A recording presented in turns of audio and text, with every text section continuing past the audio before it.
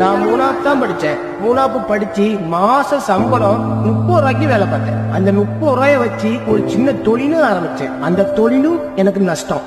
தொழிலும் போச்சுன்னு சொல்லி என்ன பண்ண, டிக்டாக்ல ஒரு ஆப் இருந்துச்சு. அந்த ஆப்ல வீடியோ போட்டேன். அதுலயும் என்ன அசிங்கமா கமெண்ட் போட்டு ரொம்ப கேவலமான முறையில திட்டுவாங்க. அந்த நேரத்துல தான் என் பிள்ளைகள் என்ன பண்ணுதுன்னா, அப்பா என் சாப்பாடு இல்லைன்னாங்க. அந்த நேரத்துல என் பாக்கெட்ல 10 பைசா கிடையாது. அப்பதான் நினைச்சேன், நம்ம ஏன் வாழணும், நம்மளோட செத்துலாம் சொல்லி மறந்து குடிச்சேன். ஆனா என் சொந்த பந்தங்கள், என் மனைவி எல்லாருமே என்ன காப்பாற்றிட்டாங்க. என் மனைவி வந்து மாற்றுத்திறனாளி. அவ சொன்னா, நீங்க ஏன் சாகணும், உன் காவி நல்லா தானே இருக்கு, சாக வழி தராங்க, நீங்க வாழ வழி தருங்கன்னு சொன்னா.